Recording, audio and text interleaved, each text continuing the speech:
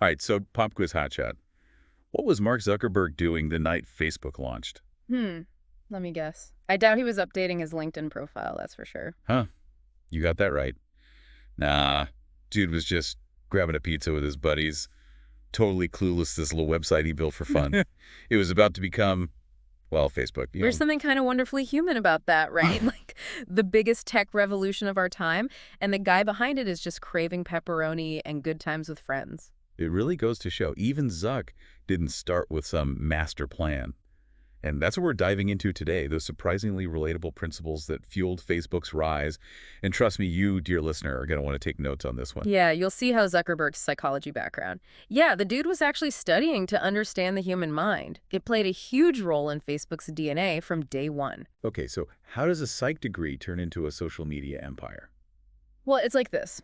Zuckerberg was fascinated by how we connect, how we tick. Back then, the internet was all about information, right? Finding websites, reading articles, all that. It was good at that, sure, but terrible at understanding, like, people. Okay, I see what you mean. Kind of like finding a recipe online is easy, but knowing which of your friends would actually want to eat that dish, way harder. Bingo. That's exactly the gap Zuckerberg saw. That's why even his early projects, like that course match website, they seem so simple on the surface, just plain text listing who was taking what classes. Yeah, and I remember thinking back then, this is it. This is the genius everyone's talking about. Right.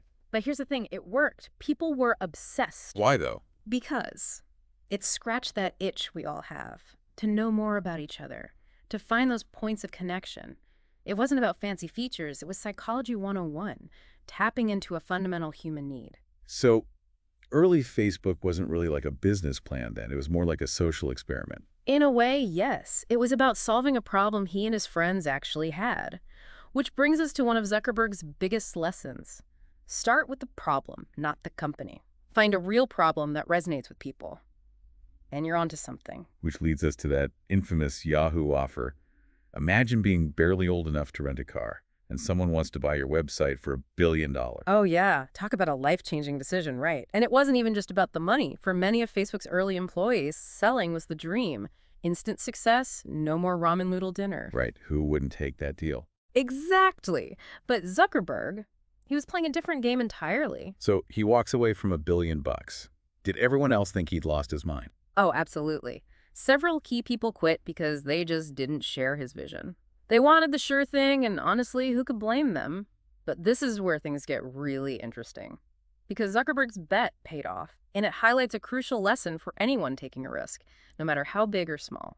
Sometimes you have to trust your gut, even when everyone else thinks you're nuts. Man, talk about pressure. So how did this pizza-loving college dropout turn his gut feeling into a company that just wouldn't quit?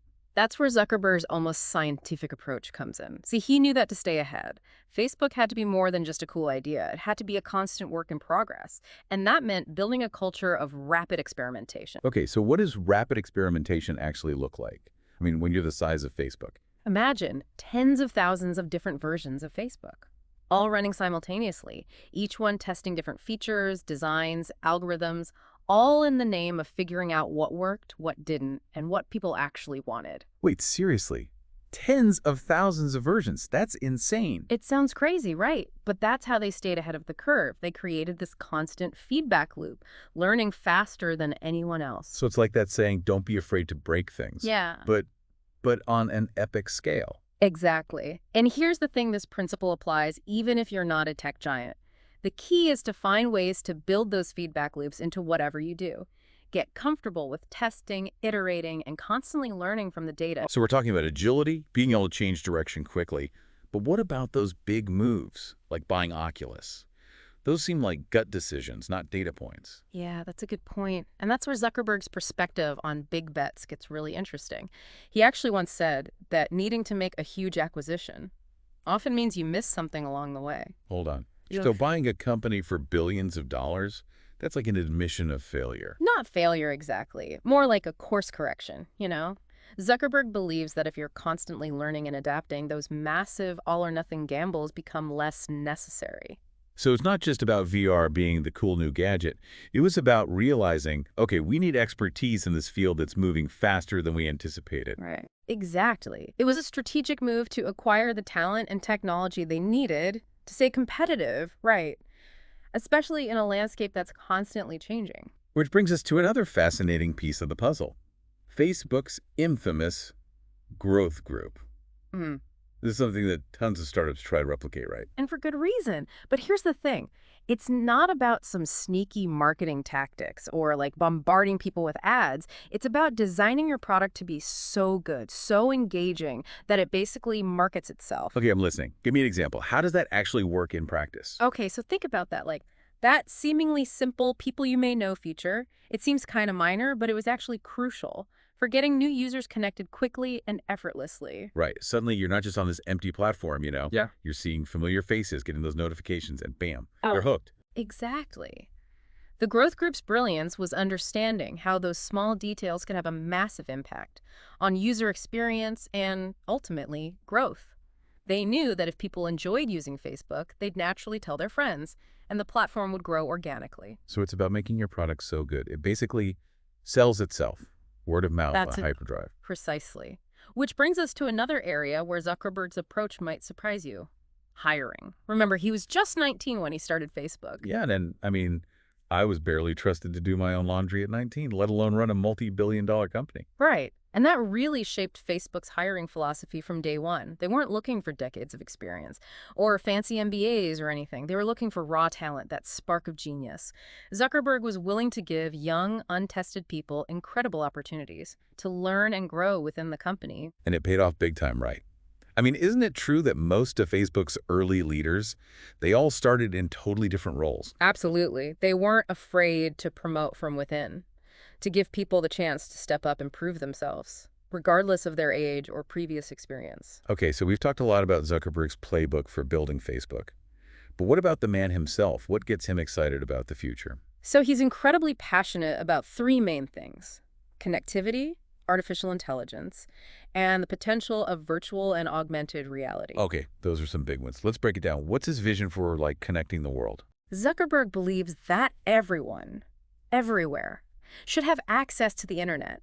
And not just for scrolling through memes and stuff. He sees it as essential for accessing information, education, job opportunities, all the things that empower people to create a better future. So it's like the internet becomes this massive, interconnected library of human knowledge, accessible to everyone. Exactly. He believes it's about leveling the playing field and giving everyone, regardless of their background, the chance to reach their full potential. Now let's talk about AI, which, you can sometimes feel like it's straight out of a sci-fi movie. Yeah, I have to admit, sometimes I'm more terrified than excited when I hear about AI taking over the world. Yeah, I get it. It's totally understandable to have those concerns. But Zuckerberg's focus is really on AI's potential to solve real-world problems. We're talking about AI that can help doctors diagnose diseases earlier and, more accurately, develop new life-saving treatments, even personalized medicine based on your unique genetic makeup. So instead of fearing the rise of the machines, it's about harnessing AI's power to improve our lives in very real, tangible ways. Precisely. And then there's virtual reality, VR, and augmented reality, AR, which Zuckerberg sees as the next major leap in how we interact with technology. Remember how we went from clunky desktops to mobile devices, the ones we carry everywhere? Yeah, now it feels weird to even leave the house without my phone. Right. That's how transformative mobile was. And Zuckerberg believes that VR and AR have the potential to be even bigger. He envisions a world where we can learn, work, and connect with each other in entirely new ways. So instead of just video chatting with family across the country, you could feel like you're actually in the same room. Exactly. Or imagine doctors performing complex surgeries remotely using VR. Or architects collaborating on designs in a shared virtual space. The possibilities are pretty mind-blowing. So it's like we're on the verge of a whole new reality, literally. But hey, let's shift gears for a second and talk to all those aspiring entrepreneurs out there. Say you're just starting out, full of ideas, maybe even grabbing a slice of pizza for inspiration. What advice does Zuckerberg have for you based on his own journey? Well, he always emphasizes, the importance of finding a problem that truly resonates with you, something you're passionate about solving. Okay, so not just chasing the latest trend. Exactly. Find a problem that really keeps you up at night, something you really care about, and focus your energy there. But Don't go registering that company name just yet. right, Zuckerberg learned the hard way that ideas are a dime a dozen. It's true. Everyone's got an idea for an app. Exactly. The real magic, it happens when you start testing, building, and validating those ideas in the real world. So before you even think about launching a company, build something people actually want. So it's about, like, testing the waters before diving headfirst into the deep end. Exactly. And don't be afraid to pivot if you need to. Remember, Facebook itself started as a simple social network for, what was it, Harvard students? Yeah, it wasn't exactly conquering the world at first. Right. It wasn't until they started testing and iterating that they realized its true potential. It's almost like they stumbled onto a gold mine while they were busy digging for something else. In a way, yeah. And that's the beauty of the journey, you know? Sometimes the most unexpected detours lead to the most incredible destinations. It really makes you wonder how different things would be if Zuckerberg had taken that billion-dollar offer from Yahoo. It's like a sliding doors moment for the entire internet, almost. Absolutely.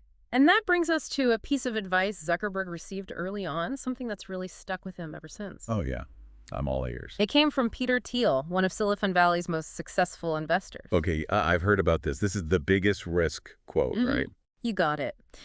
Thiel told Zuckerberg, he said, in a world that's changing so quickly, the biggest risk you can take is not taking any risk. Wow. And that's true whether you're building a company, pursuing a passion, or just trying to figure out this crazy thing called life. That's deep.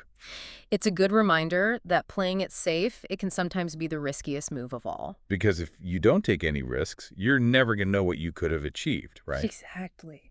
When you're standing still in a world that's constantly moving, you're not just missing opportunities, you're actively falling behind. Yeah. So take chances, experiment, don't be afraid to fail, you know? That's what Zuckerberg did with Facebook. And, well, look where it got him. Who knows, maybe one of you listening right now will be the next Zuck revolutionizing the world one pizza-fueled idea at a time. Hey, the future is unwritten, and the power to shape it lies within each of us. So go out there, make some noise, and never be afraid to take that leap of faith. And on that note, that's a wrap on this deep dive into the mind of Mark Zuckerberg. Until next time, stay curious, stay innovative, and remember, the biggest risk you can take is not taking any risk at all.